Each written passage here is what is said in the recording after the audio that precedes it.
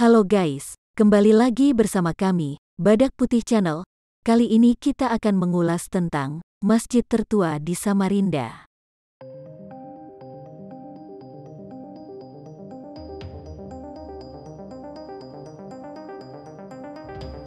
Masjid Siratal Mustaqim adalah masjid tertua di kota Samarinda, Provinsi Kalimantan Timur, Indonesia, tepatnya di Kelurahan Mesjid, Kecamatan Samarinda Seberang. Pada tahun 1880, Said Abdurrahman bin Assegaf dengan gelar Pangeran Bendahara, seorang pedagang muslim dari Pontianak, datang ke Kesultanan Kutai. Ia memilih kawasan Samarinda Seberang sebagai tempat tinggalnya dan ditanggapi oleh Sultan Kutai saat itu, Haji Muhammad Sulaiman, setelah melihat ketekunan dan ketaatan Said Abdurrahman dalam menjalankan syariat Islam. Pada masa itu, Samarinda Seberang cukup dikenal sebagai daerah arena judi, baik sabung ayam pada siang hari ataupun judi dadu pada malam hari.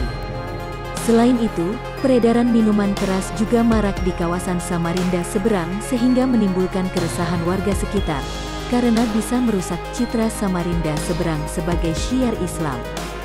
Warga kampung hampir tak ada yang berani ke kawasan ini karena takut. Namun, Pangeran Bendahara mendatangi mereka untuk mengajak menjalankan syariat Islam. Pangeran Bendahara dan tokoh masyarakat setempat berunding untuk mencari jalan keluar agar Samarinda Seberang bersih dari aktivitas itu. Dalam perundingan disepakati, lahan seluas 2028 meter persegi di sana akan didirikan masjid. Setahun kemudian, pada 1881, 4 tiang utama, Soko Guru, mulai dibangun oleh Said Abdurrahman bersama warga. Menurut legenda yang beredar, berdirinya 4 tiang itu karena bantuan seorang nenek misterius yang hingga kini belum diketahui keberadaannya. Kala itu, banyak warga yang tak mampu mengangkat dan menanamkan tiang utama. Berkali-kali dilakukan, tetap saja gagal. Beberapa menit kemudian, datanglah seorang perempuan berusia lanjut. Dengan tenang dia mendekati warga yang sedang gotong royong. Nenek tadi meminta izin kepada warga untuk mengangkat dan memasang tiang. Warga yang mendengar ucapan sang nenek, langsung tertawa. Namun Said Abdurrahman malah sebaliknya. Dia menyambut kedatangan nenek itu. Said pun meminta warga untuk memperkenankan si nenek untuk melakukan apa yang diinginkan. Nenek pun meminta warga dan Said Abdurrahman balik ke rumah masing-masing. Esok harinya usai salat subuh, warga berbondong-bondong mendatangi lokasi pembangunan masjid. Seperti tak percaya, 4 tiang utama telah tertanam kokoh.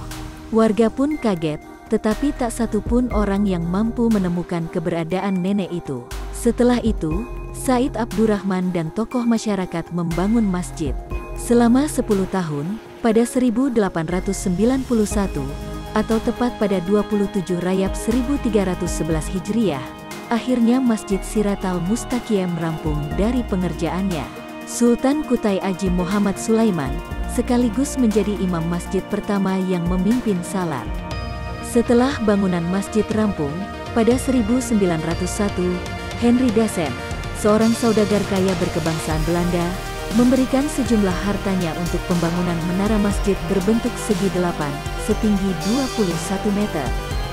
Menara itu berdiri tepat di belakang kiblat masjid.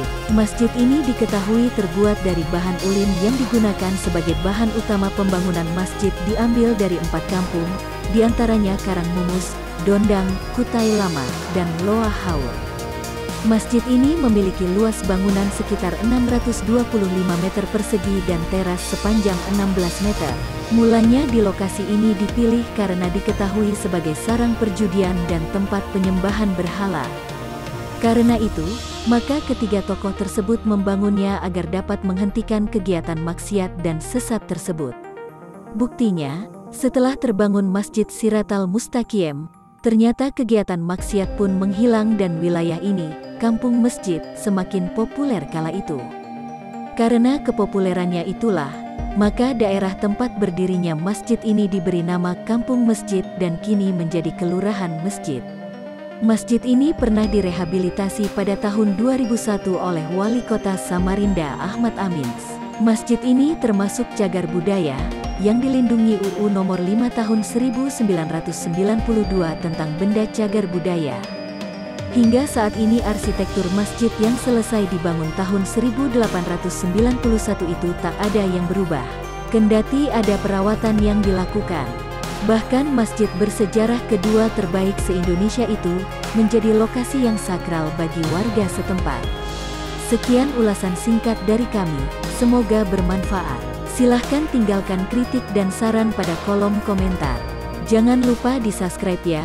Sampai ketemu lagi di video berikutnya. Terima kasih.